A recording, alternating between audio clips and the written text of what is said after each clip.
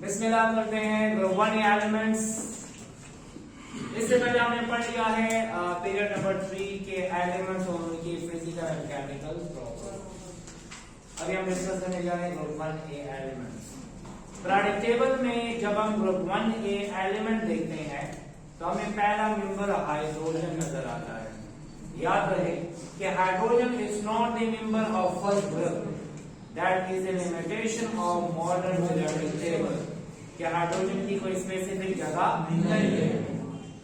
First group का जो पहला एलिमेंट है वो लिथियम है, तो पहला एलिमेंट है लिथियम, फिर सोडियम, फिर potassium, rubidium, caesium and francium.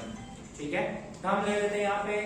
याद रहे कि इसमें आता है lithium, sodium, potassium, rubidium, caesium and francium.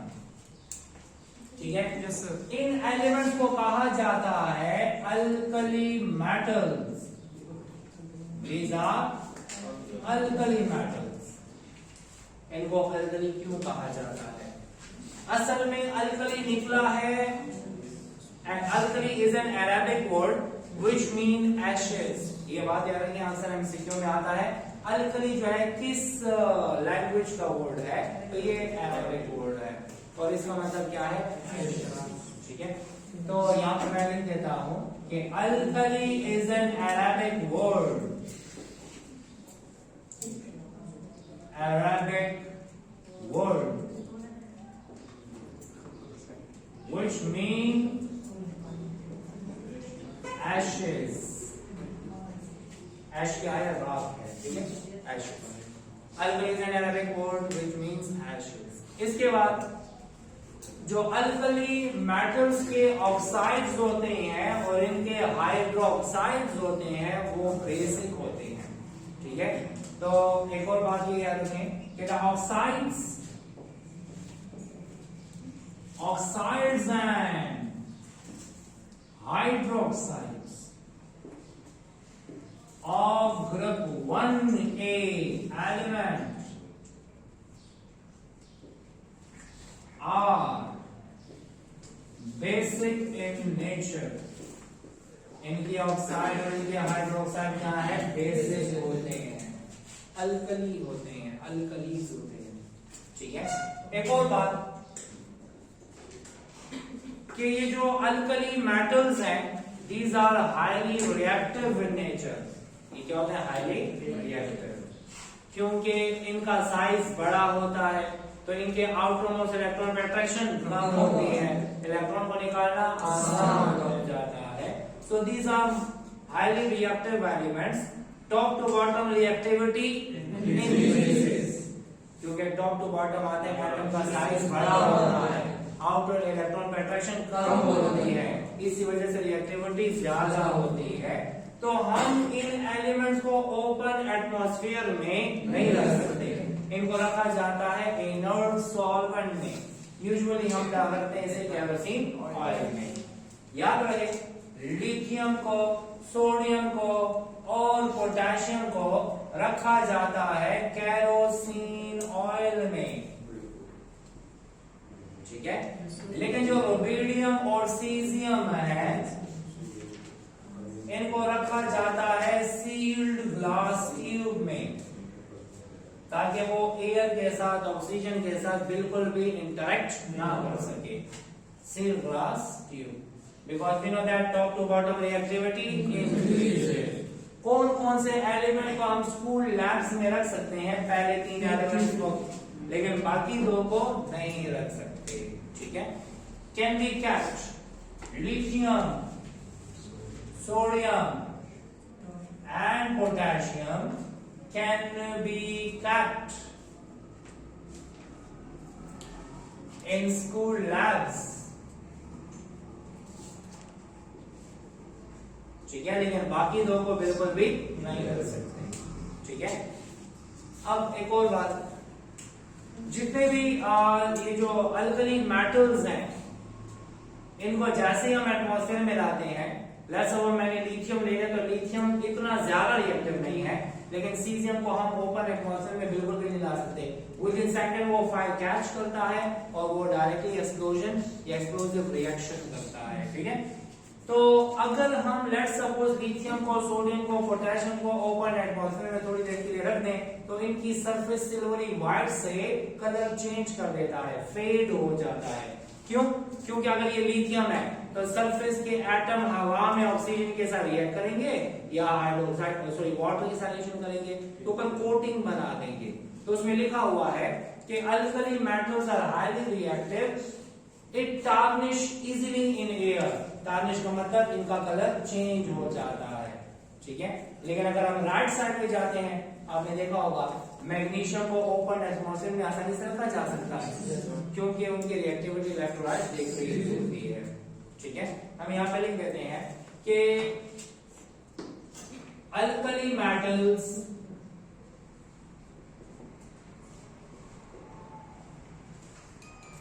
tarnish in air due to formation of layer of oxides or hydroxides।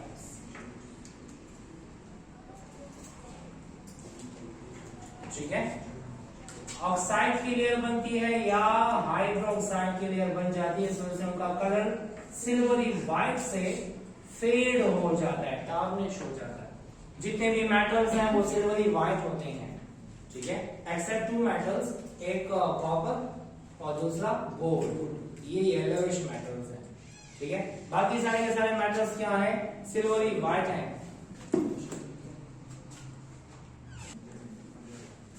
बाकी सारे के सारे मेटल क्या है? सिल्वरी व्हाइट होते हैं, लेकिन कभी कभी मेटल की सरफेस डल हो जाती है, शाइन खत्म हो जाती है। वो शाइन क्यों खत्म होती है? क्योंकि सरफेस के एटम लेयर बना देते हैं, किसकी? ऑक्साइड की या हाइड्रोक्साइड, ठीक है। इसके अलावा जब हम टॉप टू बॉटम आते हैं तो इसकी हार्डनेस कम होती जाती है। लिथियम हार्ड है, सोडियम सॉफ्ट है, इसको काटा जा सकता है नाइफ के साथ। पोटेशियम उससे ज्यादा सॉफ्ट है, ये दोनों तो तकरीबन लिक्विड स्टेट में रह सकते हैं बिकॉज इनका melting point near to room temperature है।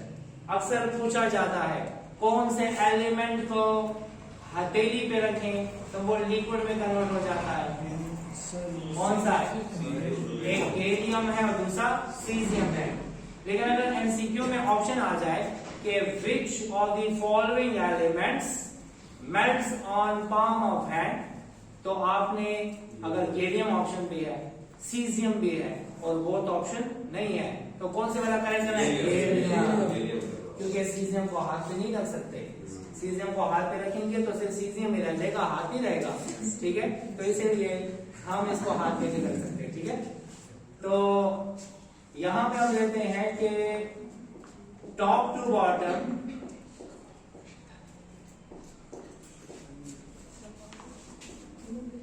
hardness decreases, sodium is soft matter and can be cut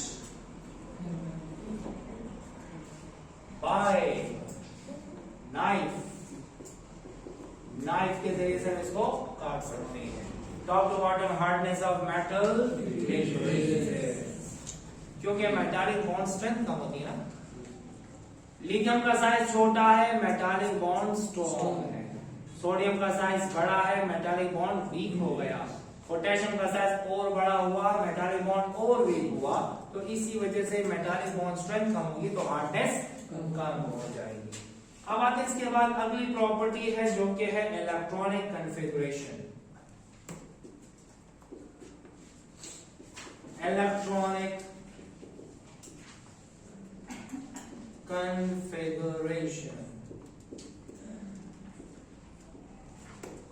याद रहे हम किसी भी ग्रुप के एलिमेंट को पहचान सकते हैं उसकी वैलेंस शेल इलेक्ट्रॉनिक कॉन्फ़िगरेशन से।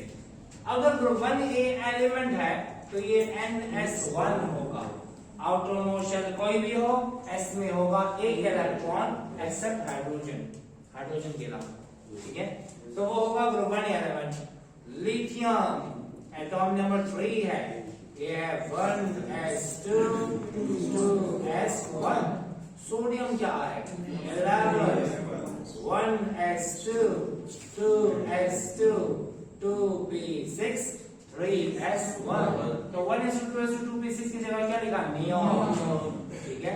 फिर आते हैं पोटेशियम की तरफ, ये है 1s2 2s2 2p6 3s2 3p6 4s1, ठीक है।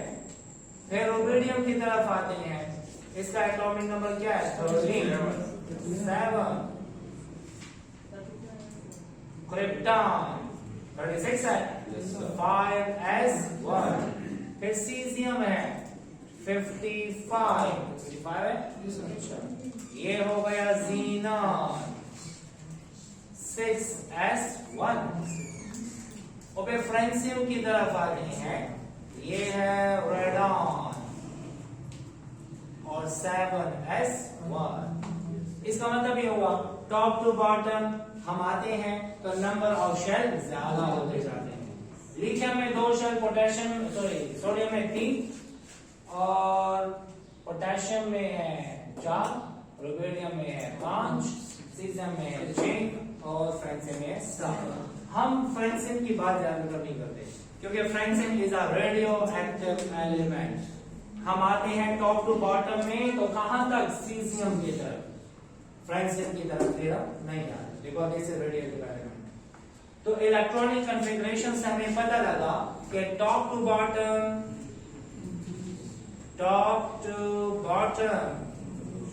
total number of shells increases and shielding effect increases।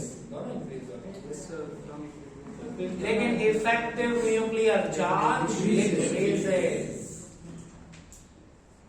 क्योंकि हमने पहले पढ़ा था कि ग्रुप में effective nuclear charge कम होता है लेकिन पीरियड में effective nuclear charge ज्यादा होता है, ठीक है।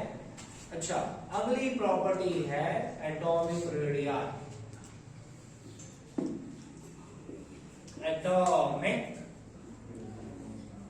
रेडियस याद रहे as we know that all these are metals, ये सब के सब क्या है मेटल्स। तो इनके रेडियस को बोलेंगे मेटालिक रेडियस। मेटालिक रेडियस, अब मेटालिक रेडियस है या जो भी रेडियस है ये डिपेंड करता है कितने फैक्टर पे, 3 फैक्टर पे। पहला है नंबर ऑफ शेल ज्यादा तो रेडियस ज्यादा, शील्डिंग इफेक्ट ज्यादा रेडियस ज्यादा, और इफेक्टिव न्यूक्लियर चार्ज ज्यादा रेडियस कम होगा। तो मतलब 2 के साथ डायरेक्ट है और 1 के साथ इनवर्स रिलेशन है, ठीक है। हम यहाँ पे लिख देते हैं कि atomic radius is directly proportional to the number of shells. It is directly proportional to shielding effect, but it is inversely proportional to effective nuclear charge. Effective nuclear charge. जब हम टॉप टू बॉटम आ रहे हैं तो shell क्या हो रहा है ज्यादा, शील्डिंग इफेक्ट क्या हो रहा है ज्यादा। तो जब ये दोनों ज्यादा तो रेडियस भी ज्यादा, और इफेक्टिव न्यूक्लियर चार्ज क्या हो रहा है कम, और ये होगा कम तो रेडियस होगा ज्यादा। तो top to bottom atomic radius increases, ठीक है।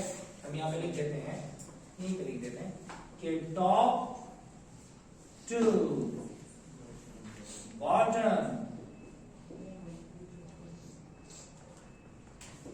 atomic radii increases। Top to bottom atomic radius क्या होता है ज्यादा होता है।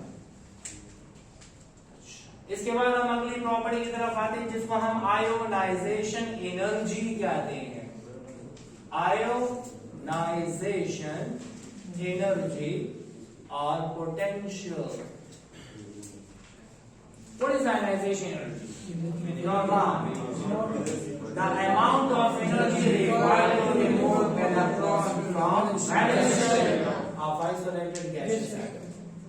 ठीक है, ये डेफिनेशन में डिस्कस की हुई है, डिटेल में पढ़ी हुई है। और फिर हमने ये भी कहा कि आयोनाइजेशन एनर्जी 3 किस्म की होती है। किसी भी एटम में से एक इलेक्ट्रॉन निकल सकता है, दूसरा भी निकाल सकते हैं, तीसरा भी निकाल सकते हैं। First ionization energy, second and third. Fourth ionization नहीं होती क्योंकि left to right electronegativity increases, electropositivity decreases. Ionization energy की बात करते हैं। जब टॉप टू बॉटम आएंगे एटम का रेडियस ज्यादा होगा, अट्रैक्शन कम, इलेक्ट्रॉन को निकालना आसान। तो top to bottom ionisation energy. Ionization energy depends upon how many factors? Check कर लेते हैं। Ionization energy is inversely proportional to number of shells. It is inversely proportional to shear length. In fact, it is directly proportional to effective nuclear charge, and it is also directly proportional to stability of orbital. एक और काम करते हैं, radius तो हमने discuss ही किया, inverse को हम पहले यहां लिख लेते हैं। Inversely proportional to atomic radius, directly proportional to effective nuclear charge, and ionization energy is also directly proportional to stability of orbital. याद है आपको? yes, जो कि हमने पढ़ा था, left to right ionization energy increases with two exceptions in case of group 2 and group 5. group 2 में ionization energy बहुत ज्यादा हो जाती है। क्यों? s ऑर्बिटल फुल फिल्ड होता है, और जब हम फास्फोरस की तरफ आते हैं या ग्रुप 5 की तरफ आते हैं तो वहां पे बहुत ज्यादा हो जाती है, क्योंकि वहां पे हाफ फिल्ड p ऑर्बिटल होता है। half filled and full filled orbital are more stable than partial orbital. तो मतलब आयोनाइजेशन एनर्जी 5 फैक्टर पे डिपेंड करती है, शेल पे, शिलिंग इफेक्ट पे, एटॉमिक रेडियस पे, इफेक्टिव न्यूक्लियर चार्ज पे, और स्टेबिलिटी ऑफ ऑर्बिटल। ठीक है, ये स्टेबिलिटी ऑफ ऑर्बिटल जो है ग्रुप में तो डिस्कस नहीं हो सकता, क्योंकि ग्रुप में सबकी नेचर सेम है। ठीक है, तो मतलब हम ये ग्रुप की बात नहीं करते, तो ग्रुप में इसको डिस्कस नहीं करते। जब हम टॉप टू बॉटम आते हैं, शेल ज्यादा, शील्डिंग इफेक्ट ज्यादा, एटॉमिक रेडियस ज्यादा, जब ये तीनों ज्यादा तो आयोनाइजेशन एनर्जी कम, और इफेक्टिव न्यूक्लियर चार्ज क्या होता है टॉप टू बॉटम, तो फिर आयोनाइजेशन एनर्जी कम होगी। ठीक है, तो top to bottom ionisation energy decreases, top to bottom ionization energy decreases. Kyun? Because number of shells, shielding effect, and atomic radii increases while effective nuclear charge decreases. तो याद रहे, top to bottom ionisation energy कम होती है, left to right ज्यादा होती है। Top to bottom के साथ हमारा काम है, क्योंकि हम ग्रुप पढ़ रहे हैं। ठीक है, ये हो गया आयोनाइजेशन एनर्जी। फिर मैंने आपको बाकी एमसीक्यूज भी बताए थे कि हर पीरियड में first ionization energy maximum noble gas होती है, हर पीरियड में सेकंड आयोनाइजेशन एनर्जी मैक्सिमम होती है, और हर पीरियड में second ionization third ionization second होती है।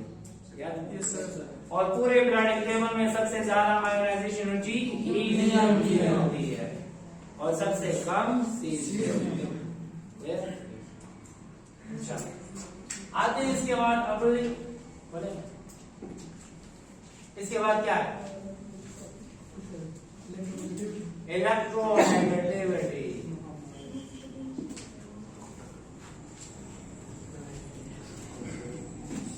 What is electronegativity?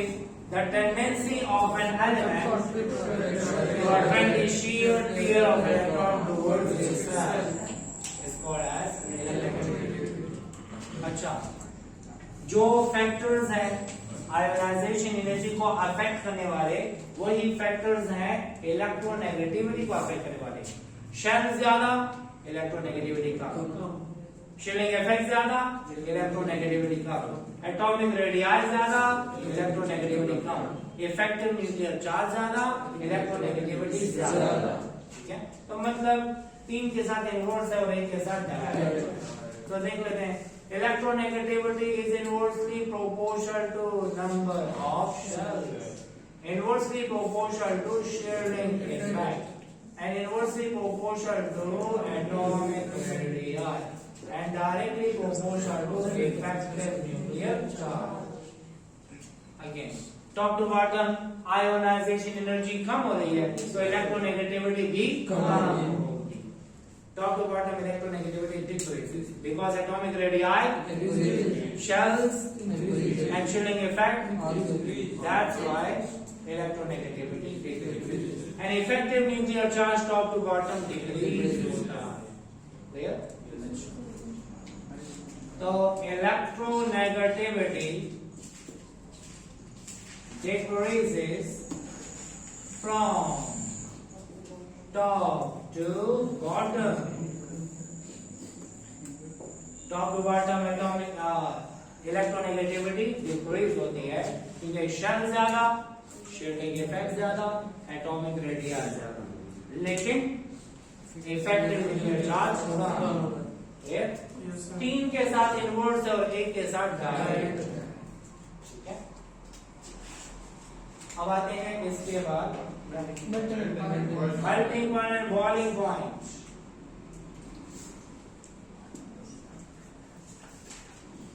Melting point and boiling point. याद रहे, मैंने आपको स्टार्ट में बताया था कि लिथियम हार्ड होता है, सोडियम सॉफ्ट होता है, पोटेशियम उससे ज्यादा भी सॉफ्ट होता है। क्यों? Top to bottom metallic bond strength decreases. जब मेटालिक बॉन्ड स्ट्रेंथ कम होती है तो उसको मेल्ट करना, बॉयल करना आसान होता जाता है। इसका मतलब ये हुआ लिथियम का मेल्टिंग पॉइंट बॉइलिंग पॉइंट ज्यादा and top to bottom melting point boiling point decreases because the strength of metallic bond decreases. ठीक है, हम यहां पे लिख देते हैं कि टॉप टू बॉटम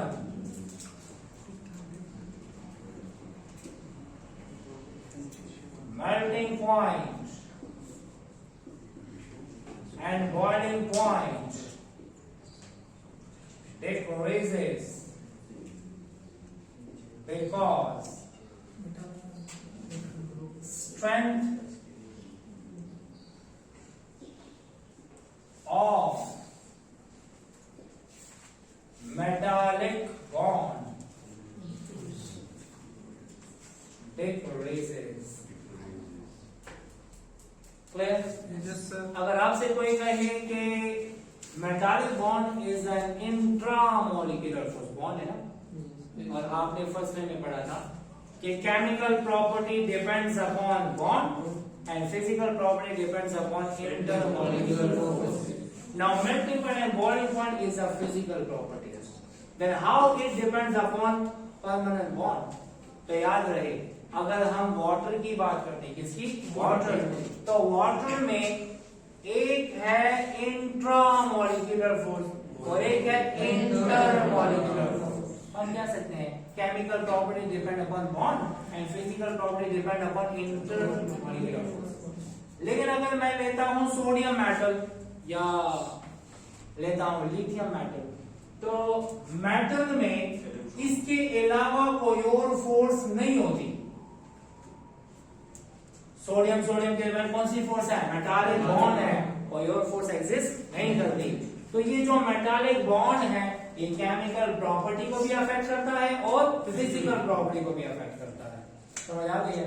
अगर आपको कोई कहे metallic bond is a bond, it is an intra molecular force, लेकिन हमने पढ़ा था कि intramolecular force affect the chemical property and intermolecular force affect the physical property. melting point and boiling point is a physical property, then how it is affected by a permanent bond? तो आपने कहना है metal do not contain any other forces. It only consists of metallic bond. That metallic bond affects its chemical as well as its physical properties. समझ आ गई? Yes. तो मतलब ये bond पे डिपेंड कर रहा है, फिजिकल प्रॉपर्टी भी और केमिकल प्रॉपर्टी। क्लियर? इसके बाद हम आते हैं कंडक्टिविटी, तो हम शॉर्ट में देख सकते हैं इलेक्ट्रिकल कंडक्टिविटी।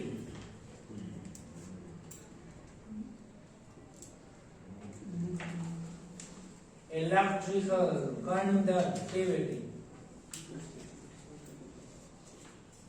याद रहे, इलेक्ट्रिकल कंडक्टिविटी डिपेंड करती है दो चीजों पे, एक फ्री इलेक्ट्रॉन और एक free ion. We are talking about the conductivity of elements, और एलिमेंट की कंडक्टिविटी डिपेंड करती है इलेक्ट्रॉन्स पे, कंपाउंड की कंडक्टिविटी डिपेंड करती है फ्री आयंस पे। तो यहाँ पर हम इलेक्ट्रॉन की बात करते हैं। अच्छा, हम कहते हैं लिथियम के आउटर मोशन में एक इलेक्ट्रॉन, सोडियम के आउटर मोशन में एक, सबके आउटर मोशन में एक, तो फिर सबकी कंडक्टिविटी एक जैसी नहीं है। सुने, याद रहे, इलेक्ट्रिकल कंडक्टिविटी डिपेंड करती है नंबर ऑफ इलेक्ट्रॉन्स पे भी और बाउंडनेस ऑफ इलेक्ट्रॉन पे भी। याद रहे, लिथियम का साइज छोटा, इलेक्ट्रॉन पे अट्रैक्शन ज्यादा, ये इलेक्ट्रॉन ज्यादा फ्री नहीं है। लेकिन सोडियम का साइज बड़ा हुआ, इलेक्ट्रॉन पे अट्रैक्शन कम हो गई, electron become free for conductivity. Potassium में इलेक्ट्रॉन पे अट्रैक्शन और कम, कंडक्टिविटी और ज्यादा। तो top to bottom electrical conductivity increases because attraction on valence electron decreases. The electron become more free for conduction. समझ आ? हम कहते हैं top to bottom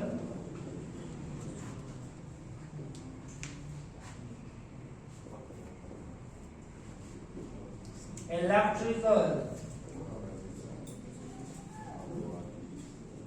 conductivity increases because attraction on valence electron decreases and electron becomes free for conduction. अच्छा, तो top to bottom electrical conductivity increase होती है क्योंकि electron free हो जाता है for conduction. Density of group one elements की तरफ आते हैं। As we know that density is equal to mass per unit volume. Mass per unit volume. Lithium से जब हम सोडियम की तरफ जाते हैं, फिर पोटेशियम, फिर रुबिडियम, फिर caesium. Top to bottom element का मास ज्यादा होता है। जब मास ज्यादा होता है तो डेंसिटी भी ज्यादा होती है। तो फिर आप इतना याद रखें कि top to bottom density of alkali metals increase, but we have an exception in case of potassium. Lithium की कम है, सोडियम की ज्यादा है, पोटेशियम की उससे ज्यादा होनी चाहिए, लेकिन यहां पर हो जाती है एक्सेप्शनली कम। ये क्यों है बाद में डिस्कस करते हैं। फिर रुबिडियम की ज्यादा और फिर सीजियम की सबसे ज्यादा। ठीक है, ये कम, ये ज्यादा, और फिर ये हो गया कम, और फिर उससे ज्यादा सबसे ज्यादा। ठीक है, तो हम कहते हैं top to bottom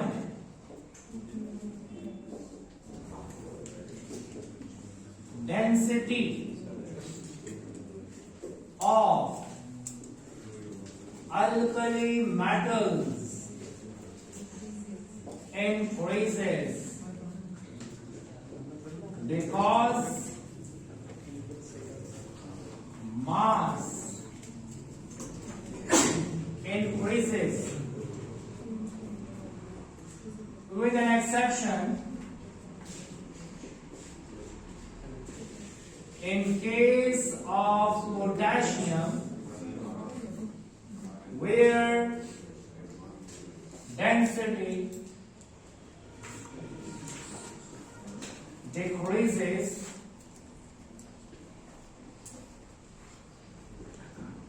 due to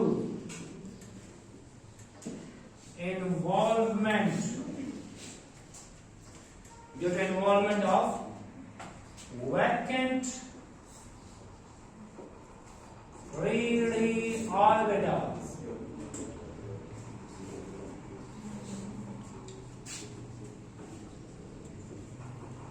Volume increases to a greater extent. इसका मतलब क्या हुआ? सुने, लिथियम में टोटल 2 शेल्स हैं, यहाँ पर 3 है, यहाँ पर 4 है, यहाँ पर 5 है। इसका एटॉमिक नंबर 3 है, फिर 11 है, 19 है, 37, 45। ठीक है, लिथियम का एटॉमिक नंबर 3, सोडियम का एटॉमिक नंबर 11 और पोटेशियम का एटॉमिक नंबर 19। एक और काम करते हैं, हमने एटॉमिक नंबर ऊपर लिखे हैं, मास लिख देते हैं। लिथियम का एटॉमिक मास 7 है और इसका है 23 और इसका है 39। मास इसकी तरफ आ जाते हैं, एटॉमिक नंबर छोड़ देते हैं। जब हम इसकी इलेक्ट्रॉनिक कॉन्फ़िगरेशन करते हैं तो 1s2 और 2s1 है। सोडियम का क्या है? 1s2, 2s2, 2p6, 3s1। Potassium 1s2, 2s2, 2p6, 3s2, 3p6, 3p, 4s1। D केवल इलेक्ट्रॉनिक शब्द है ना, और D ऑर्बिटल पोस्टर है। D ऑर्बिटल है थर्ड शेल में, लेकिन ऑर्बिटल खाली है और इलेक्ट्रॉन कहां चला गया? 4s। मैंने लिखा 3p6, 3d0 और 4s1 because electrons are filled in different energy orbital according to Aufbau principle। Aufbau के मुताबिक 3d में बाद में और 4s में पहले फिल होता है, तो 3d ऑर्बिटल खाली है। अब तो नहीं याद है, जब हम लिथियम से जाते हैं सोडियम की तरफ तो 7 को माइनस करो 23 में से तो आता है 16। कितना आता है? 16। मतलब लिथियम से सोडियम की तरफ गए तो 16 यूनिट मास में इंक्रीज आया। डिफरेंस कितना है? 16। इतना इंक्रीज है ना, 7 प्लस 16 होगा तो क्या होगा? 23। मतलब 7 और 23 में इंक्रीज कितना आया? 16 का। और यहां से जब यहां आते हैं तो 23 और 39 में भी फर्क आता है कितना? 16 का। 16 यूनिट में इंक्रीज आया लिथियम से सोडियम तक और सोडियम से पोटेशियम तक। यहां पर कितने शेल्स हैं? 2। यहां पर कितने? 3। और यहां पर कितने? 4। एक शेल का इंक्रीज आया, मतलब शेल्स में भी इंक्रीज सेम आया और मास में भी इंक्रीज सेम आया। लेकिन मसला ये है कि यहां पर 3d ऑर्बिटल आ गया और 3d ऑर्बिटल खाली होने की वजह से पोटेशियम का साइज बहुत बड़ा हो जाता। मैंने क्या लिखा हुआ है कि increase in unit of mass is 16 from lithium to sodium. तो मास में 16 इंक्रीज आया और शेल में 1 का इंक्रीज आया, लेकिन यहाँ पे कोई ऐसा ऑर्बिटल खाली नहीं रहा दरमियान में। यहाँ पर क्या? सोडियम से पोटेशियम की तरफ 16 यूनिट मास में इंक्रीज आया, लेकिन यहाँ पर 1 ऑर्बिटल दरमियान में खाली है और d ऑर्बिटल का साइज बड़ा होता है। और जब d ऑर्बिटल का साइज बड़ा है, पहला शेल फिल है, दूसरा शेल फिल है, तीसरे का 3s 3p फुल फिल है, लेकिन 3d खाली है, जगह खाली रहेगी और 4s बाहर की तरफ है। जब 4s बाहर की तरफ है तो वॉल्यूम ऑफ पोटेशियम एक्सेप्शनली ज्यादा हो गया, और जब वॉल्यूम होगा ज्यादा तो डेंसिटी होगी कम। तो अगर आपसे बोला जाए नोमान आपसे बोला जाए कि what will happen to the density of potassium, तो आपने कहना है कि लिथियम से ज्यादा सोडियम और सोडियम से ज्यादा पोटेशियम होना चाहिए, लेकिन पोटेशियम में मास तो एक जैसा इंक्रीज आता है लेकिन वॉल्यूम में एक्सेप्शनल इंक्रीज आ जाता है। क्यों? क्योंकि वहां पर इन्वॉल्वमेंट होती है किस ऑर्बिटल की, और जब 3d ऑर्बिटल इसमें इन्वॉल्व होता है तो वॉल्यूम इंक्रीज होता है, ग्रेटर है, मास में थोड़ा इंक्रीज और वॉल्यूम में ज्यादा इंक्रीज। तो जब वॉल्यूम में ज्यादा इंक्रीज होगा तो डेंसिटी डिक्रीज हो जाती है। ठीक है, तो आपने याद रखना है what is the order of density among lithium, sodium and potassium. तो सोडियम लिथियम से भी ज्यादा और पोटेशियम से भी ज्यादा, ऐसा ऑर्डर है। This is the order of density, sodium की लिथियम से भी ज्यादा और पोटेशियम से भी ज्यादा।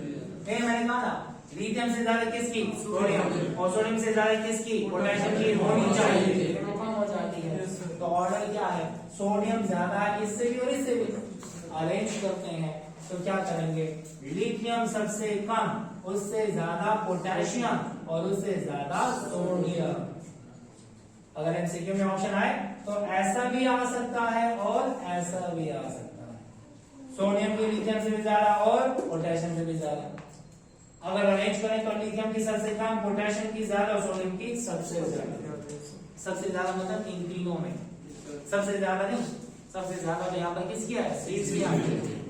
याद रहे लिथियम, सोडियम और potassium, these are less denser than water। अगर आपको याद हो मैंने रिएक्शन जो किया था यहाँ पे और मैंने बताया था कि सोडियम फ्लोट कर रहा था किसकी सरफेस पे, वाटर की सरफेस, तो मैंने कहा sodium is less denser then water. ठीक है, that's why these float on water surface। Water के सरफेस पे क्या करते हैं, फ्लोट करते हैं। लेकिन जो सीजियम और रोबेडियम है, rubidium and caesium are more denser than water, that's why these sinks into water। ये पानी में डूब जाते हैं, पानी के सरफेस पे फ्लोट नहीं करते। Lithium, sodium, potassium are less denser while rubidium and caesium are more denser.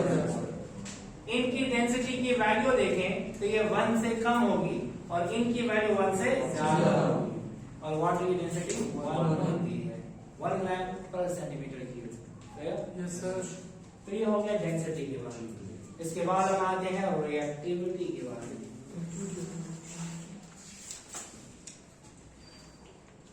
Reactivity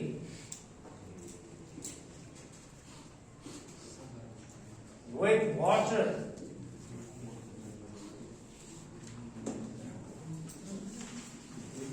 याद रहे हमने जनरली ऑर्डर पढ़ा था कि top to bottom atomic radii increases, outer electron का अट्रैक्शन डिक्रीजेस, इलेक्ट्रॉन को निकालना आसान होता है, तो top to bottom reactivity increase होती है, left to right reactivity decrease होती है, बट विद सम एक्सेप्शन जो कि हमने डिस्कस कर लिए हैं। क्या डिस्कस किया था, वाटर के साथ एक्सेप्शन शो करता है क्लोरीन, और ऑक्सीजन के साथ एक्सेप्शन शो करता है फास्फोरस, लेकिन एक्सेप्शन टॉप टू बॉटम नहीं आता। सबसे कम रिएक्टिव लिथियम और सबसे ज्यादा reactive caesium, top to bottom reactivity increases. ठीक है, याद रहे lithium react slowly with water, sodium react vigorously with water, potassium react violently with water, and rubidium and cesium react explosively with water। Intensity of reaction ज्यादा हो रही है। तो हम यहाँ पे लिख देते हैं top to bottom, top to bottom reactivity increases, reactivity increases because atomic radii increases. Attraction on valence electron decreases. जब हम टॉप टू बॉटम आते हैं तो रिएक्टिविटी होती है, ठीक है, क्योंकि आउटर इलेक्ट्रॉन पे अट्रैक्शन होती है carbon. Lithium react slowly with water. Sodium react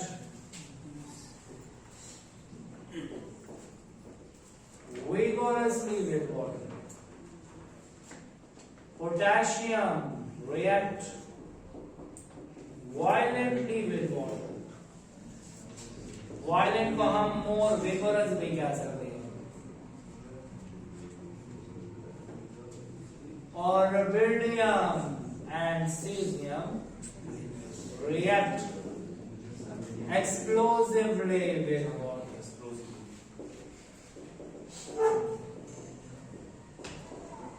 मतलब टॉप टू बॉटम रिएक्टिविटी ज्यादा, ठीक है. All react with water and produces hydroxides and hydrogen gas. ये हाइड्रोक्साइड बनाता है और हाइड्रोजन गैस रिलीज करता है. देख लेते हैं. Lithium react with water H2O, तो इससे बनेगा लिथियम हाइड्रोक्साइड, ठीक है, और बनाता है H2.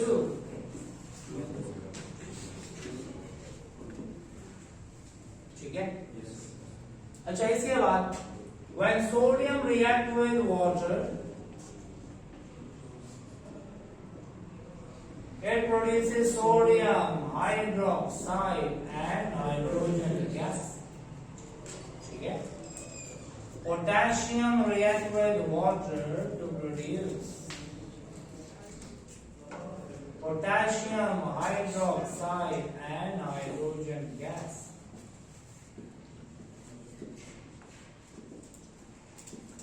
Rubidium react with water to produce rubidium hydroxide and hydrogen gas. Or cesium react with water to produce cesium hydroxide and hydrogen gas. इसका मतलब यह है बाकी सब के सब क्या करते हैं, हाइड्रोक्साइड और हाइड्रोजन गैस बनाते हैं. फर्क किसका है, रेट का. इसकी स्पीड स्लो है, इसकी स्पीड ज्यादा हो गई, इसकी स्पीड बहुत ज्यादा हो गई, और सबसे ज्यादा ये फाइल कैच नहीं करता. लेकिन सोडियम का रिएक्शन हमने देखा था कि वो फाइल कैच कर लेता है. क्या करता है, एक ब्लास्ट से कर लेता है छोटा सा, ठीक है. पोटेशियम को डालेंगे तो उसमें ब्लास्ट के चांसेस ज्यादा हो जाते हैं, रिएक्टिविटी ज्यादा होती है. ये फाइल क्यों कैच करता है, क्यों कैच करता है? क्योंकि यहां पर फ्लेमेबल गैस बनती है. क्या बनती है, फ्लेमेबल. हमने पढ़ा है और आपको पता है कि hydrogen is a flammable gas. और सोडियम हाइड्रोक्साइड जब बन जाता है और पानी में डिसॉल्व हो जाता है तो इसका रिएक्शन कौन सा होता है, एक्सोथर्मिक. अभी हमने पढ़ा, हमने कहा था सोडियम हाइड्रोक्साइड को पानी में डिसॉल्व कर हीट रिलीज करता है. तो हीट रिलीज किया, इसने हीट रिलीज की है और वो हीट की वजह से ये क्या करता है, फायर कैच करता है. समझ आ रही है. तो जब फायर कैच करेगा तो ये कम हीट प्रोड्यूस करता है, ये ज्यादा हीट प्रोड्यूस करता है, और ये दोनों उससे ज्यादा हीट प्रोड्यूस करते हैं. तो जितनी ज्यादा हीट होगी उतनी ज्यादा एक्सप्लोजन होगी चाहिए. Top to bottom reactivity. अगर आपसे बोला जाए कि एमसीक्यू में आए कि which element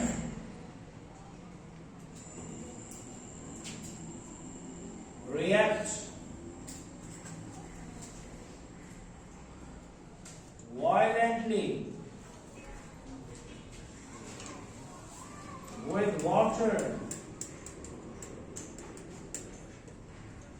sinks a lithium, sodium, potassium, rubidium.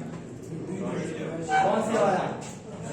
Potassium react violently, ये वाला।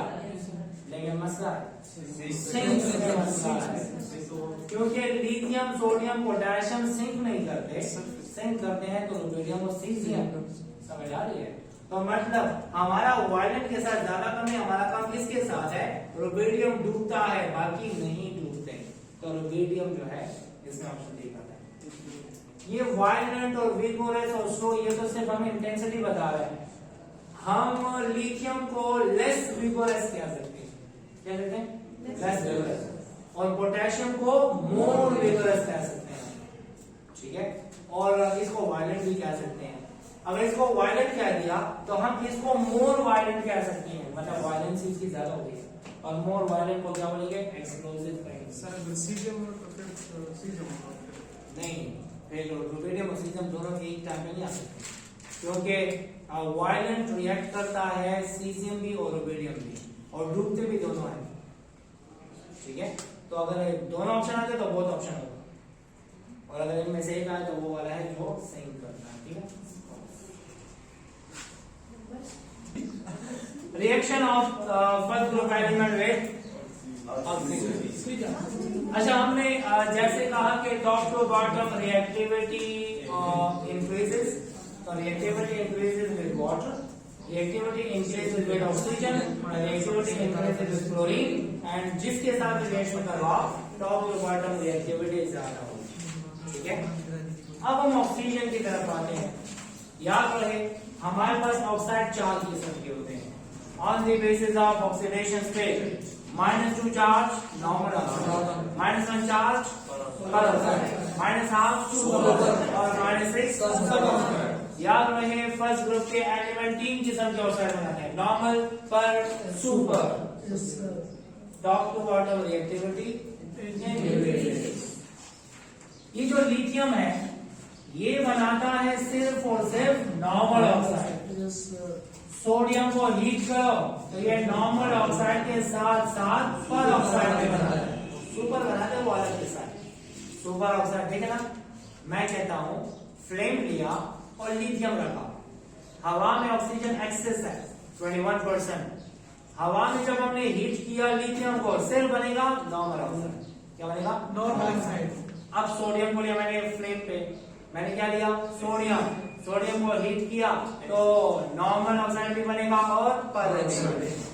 कब बनेगा नॉर्मल, कब बनेगा पर, वो बात नहीं। लेकिन सुपर ऑक्साइड तब बनेगा जब मैं लूंगा पर oxide. When sodium peroxide is heated in oxygen, that produces super oxide। समझ आ रही? तो फिलहाल हम सिर्फ सोडियम को लेंगे, सोडियम पेरोक्साइड को नहीं लेंगे। अच्छा, ये नॉर्मल बनाता है, पर बनाता है, और ये वाले नॉर्मल, पर एंड सुपर ऑक्साइड। इसका मतलब top to bottom reactivity, top to bottom affinity towards oxygen increase, affinity towards oxygen increase, love for oxygen increase. ठीक है? तो लिथियम से नॉर्मल बनाता है, ये नॉर्मल और पर बनाता है, और ये वाला सुपर बीट बनाता है।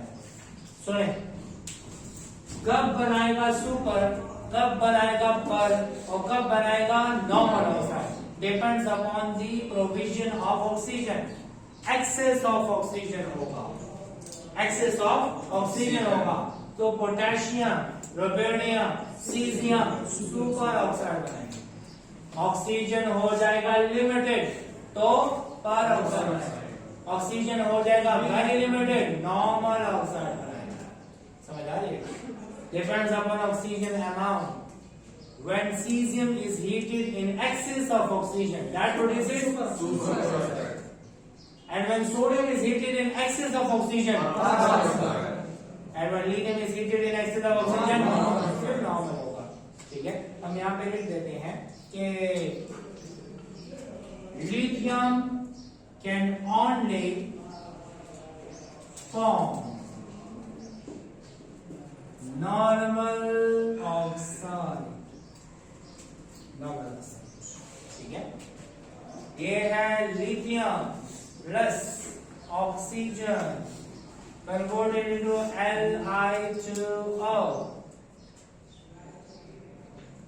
एक लिथियम पे +1 तो दो लिथियम पे +2, यहाँ +2 तो यहाँ -2, तो ऑक्सीजन -2 है तो नॉर्मल ऑक्साइड हो सकता है। Sodium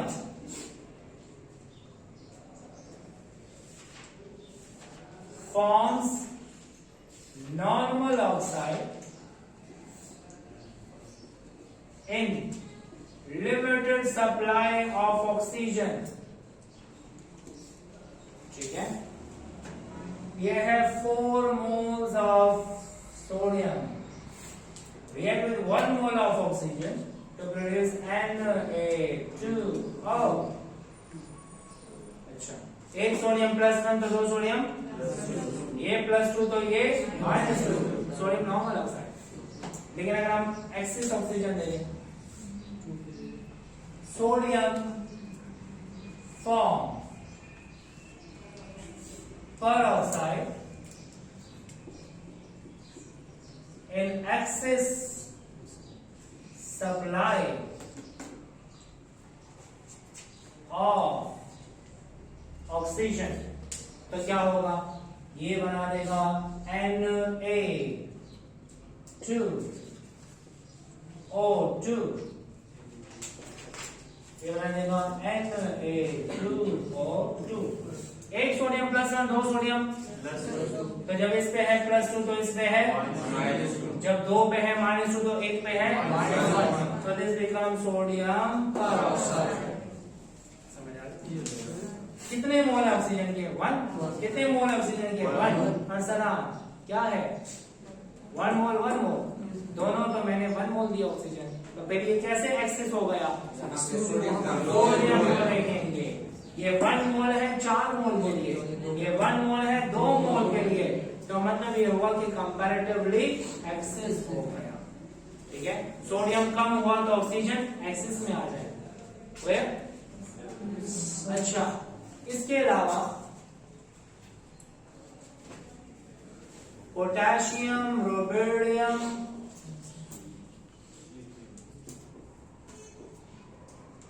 and caesium can form normal oxide, peroxide and superoxide in very limited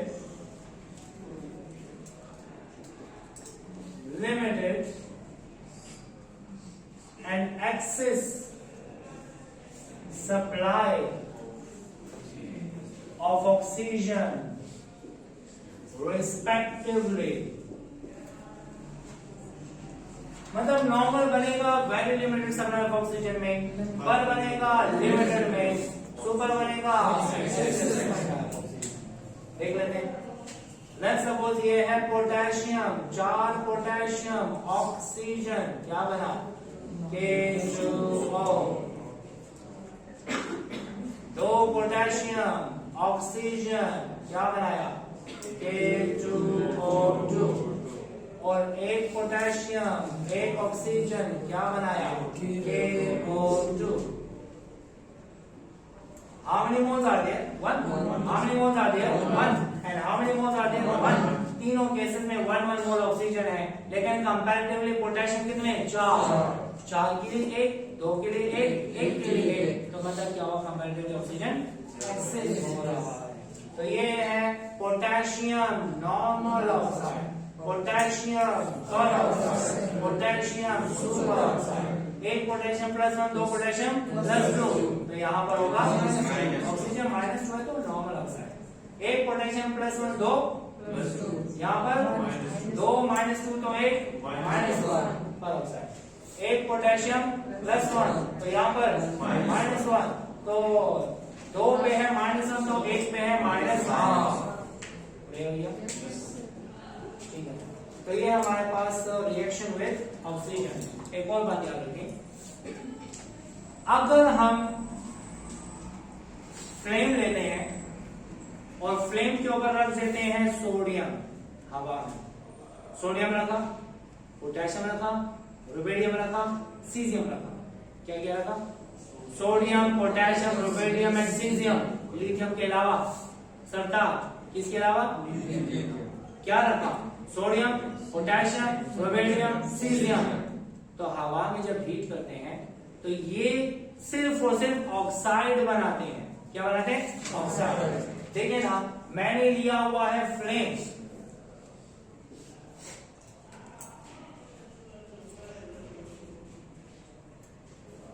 flame है, और मैंने इस फ्लेम के ऊपर रखा हुआ है मेटल। ये मेटल कौन सा है? सोडियम है, पोटेशियम है, रुबिडियम है और सीजियम है। और ये क्या है? एयर है। क्या है? एयर। एयर में क्या है? Nitrogen and oxygen. Nitrogen and oxygen. तो याद रहे, ये जो सोडियम, पोटेशियम, रुबिडियम और सीजियम है, ये सिर्फ और सिर्फ हवा के ऑक्सीजन के साथ रिएक्ट करता है। किसके साथ? ऑक्सीजन। तो वो क्या बनाता है? ऑक्साइड्स बनाते हैं। क्या बनाते हैं? When sodium, potassium, rubidium or cesium heated in air, what will be the product? Only oxide. लेकिन जब हम लिथियम को हीट करते हैं तो वो ऑक्सीजन के साथ साथ नाइट्रोजन के साथ रिएक्ट करता है। मतलब लिथियम ने अपने ही ग्रुप मेंबर से मुख्तलिफ बिहेवियर शो किया। क्या बोलेंगे? Peculiar behaviour. क्या बोलते हैं? नाम सुने? याद रहे, हर ग्रुप का पहला मेंबर, हर ग्रुप का जो पहला मेंबर है वो बाकी ग्रुप मेंबर से मुख्तलिफ प्रॉपर्टी शो करता है। उसके बिहेवियर को कहते हैं पेक्यूलियर बिहेवियर। आपने पढ़ा होगा ऑर्गेनिक कंपाउंड में, चैप्टर नंबर 15 में। उसमें टॉपिक है कि कैरेक्टरिस्टिक ऑफ ऑर्गेनिक कंपाउंड्स, और वो कैरेक्टरिस्टिक ऑफ ऑर्गेनिक कंपाउंड का दूसरा नाम क्या है? पेक्यूलियर बिहेवियर ऑफ कार्बन या एनॉमलस बिहेवियर ऑफ कार्बन। हर ग्रुप का पहला मेंबर, हर ग्रुप का पहले ग्रुप का लिथियम, दूसरे ग्रुप का बेरिलियम, तीसरे ग्रुप का बोरॉन। मतलब पहले ग्रुप में लिथियम बाकियों से मुख्तलिफ प्रॉपर्टी शो करता है। तो लिथियम का बिहेवियर क्या होगा? Peculiar behaviour. ठीक है। इसी तरह सेकंड ग्रुप का बेरिलियम, पहला मेंबर है, इसके बिहेवियर को क्या बोलेंगे? Peculiar behaviour of beryllium. आपकी बुक में टॉपिक है how beryllium differs, how beryllium from rest of the group member. तो मतलब वो भी एक टॉपिक है, peculiar behaviour of beryllium. Boron का बिहेवियर डिस्कस किया हुआ, कार्बन का डिस्कस किया हुआ है चैप्टर नंबर 15 में।